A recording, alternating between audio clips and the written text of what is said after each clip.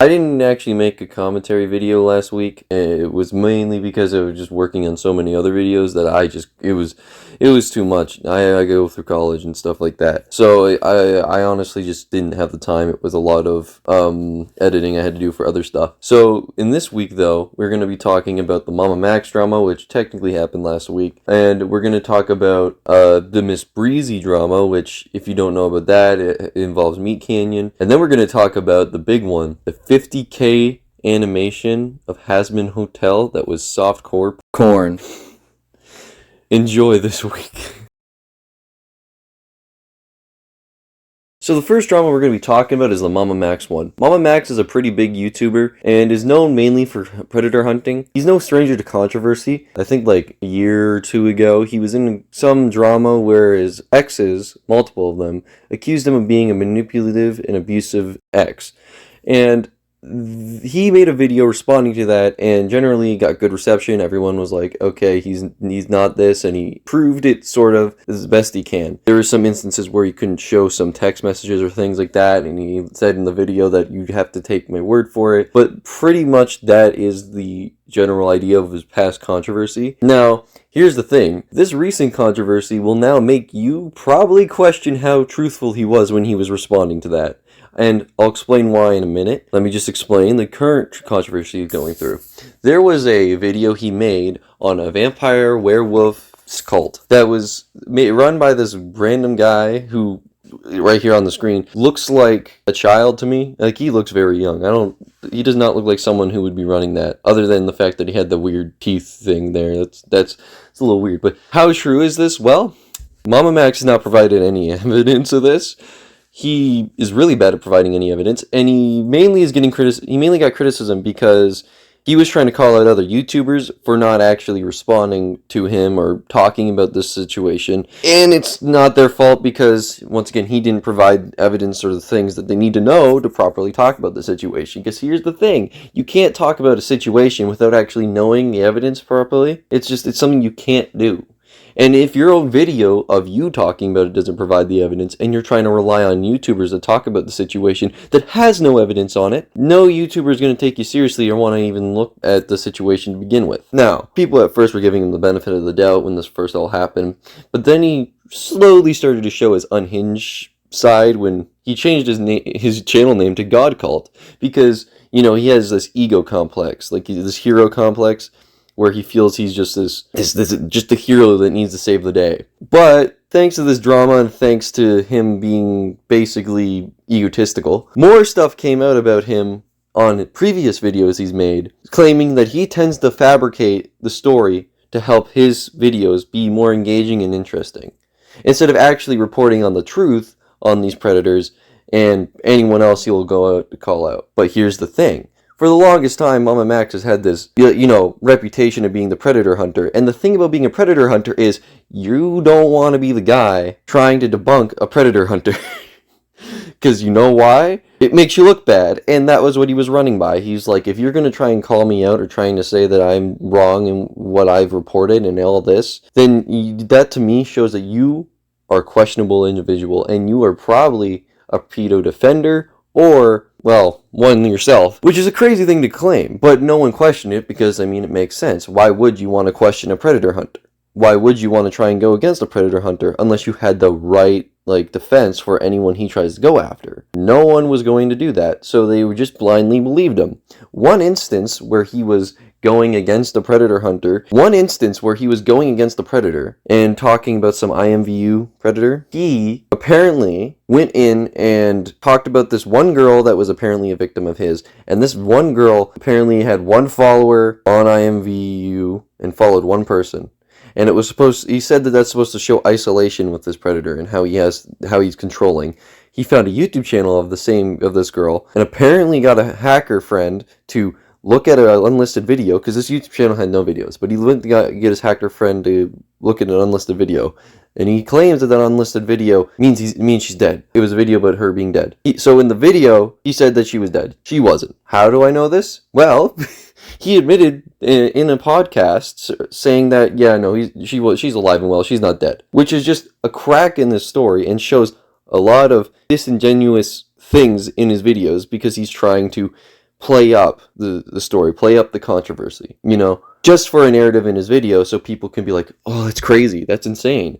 And people will be more engaged and watch. So that right there, after lying once on something like this already, it makes you look bad and makes it harder for other people to believe you. But once again, no one questioned it because this probably just flew under the radar for a lot of people. And who's going to go against a predator hunter, right?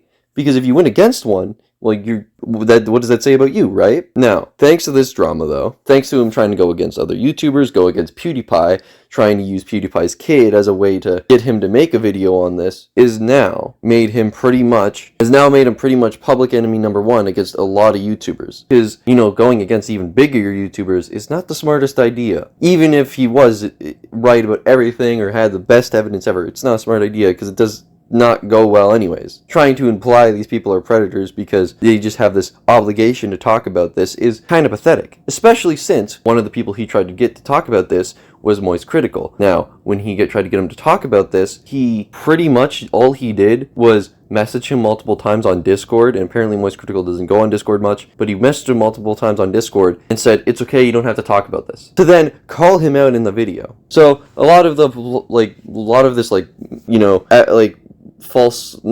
faulty accusations on someone and all these lies being exposed on his side brings me to the point to say, how do we know that the previous controversy he had with his exes, how do we know that he was innocent in that? How do we know that he wasn't lying or fabricating something? I mean, he clearly lies, right? So how do we know to trust him? I'm not saying that he is an abuser or anything like that, but I am saying that don't trust him so easily if he's willing to lie about something like this.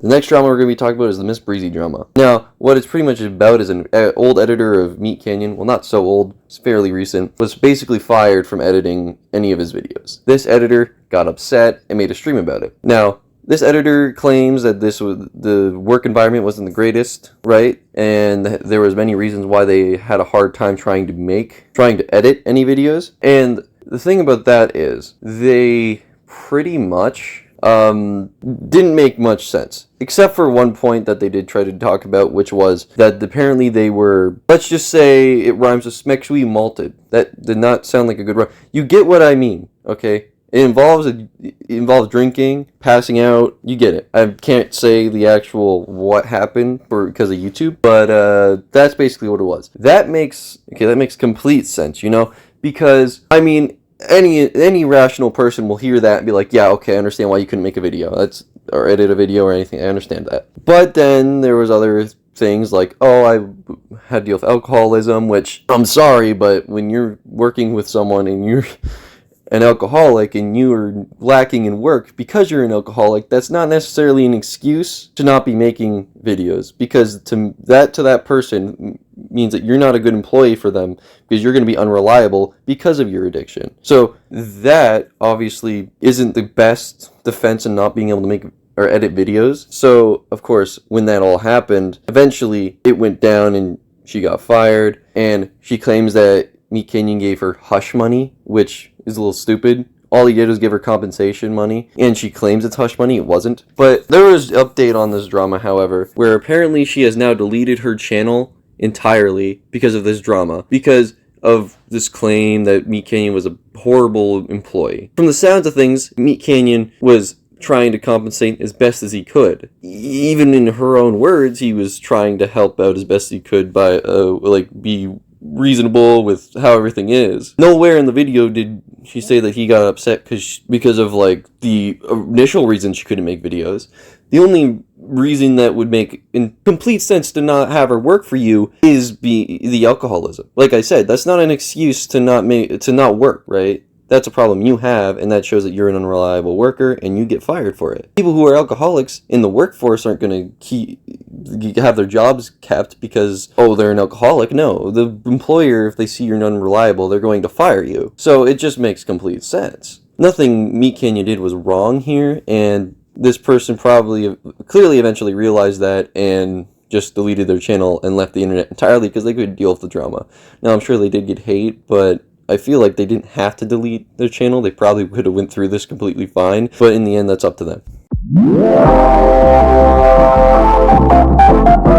Apparently a YouTuber by the name of Verbis, I think that's how you say his name, apparently he commissioned an animation, which from the looks of things was probably meant to be uploaded on a separate channel. He did make a response video saying that's what the idea was, or what the plan was going to be, but he made a $50,000 commission for an animation of the main character from Has-Been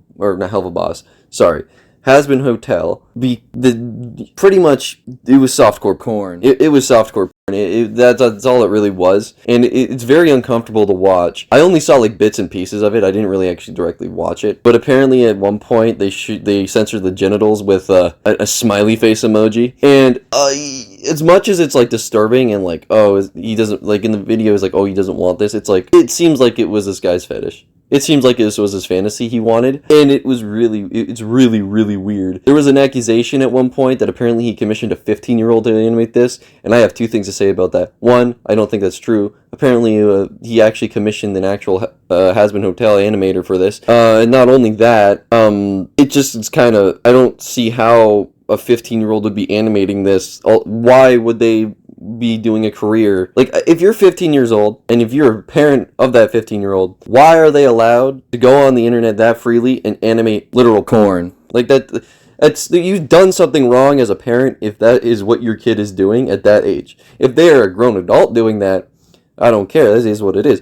But your kid's like 15 years old and you're not you need to monitor them to see what they're doing, because why would you let your 15-year-old animate that? Like, not at one point did you go in their room or walk past the computer they're on and see what they're animating? That doesn't make sense. They had such free time to do that. It doesn't make sense a 15-year-old was hired to do this, and I don't think that's the case. I think it was just false accusations made just to make the drama more interesting to the internet. Because that's how it always is. There's always false allegations in some shape or form, if things are fabricated just to make things even more bigger than it needs to be. I mean, this drama isn't like the worst thing, of course. It's not like, oh, career ending, but it's definitely an embarrassing thing. It's definitely embarrassing. Because, like I said, it was a self-insert in the video. It was this guy's animated character that he uses in his other videos being, like, essayed by the main character of Has-Been Hotel, and it's just kind of disturbing. Like, you look at this and you're just thinking, you know what? If you think you're a failure in life, at least you're not that guy, because that guy's got some problems. Because who's gonna spend $50,000 on corn? Well, that guy is. It was sad. Like, it was disturbing. It was sad. But this drama, like, he ended up responding to it, and it was a weird response. And all it was really was him saying that he was trying to make a video that was more adult, for a more adult demographic instead of kids, like he normally does. But then he changed his mind on it and decided, I want to focus more on the animations that I normally make. Apparently, he went bankrupt after this. A part of me has a hard time believing that this is $50,000, because the animation does not look like it's worth $50,000. But apparently it is. It's just sad.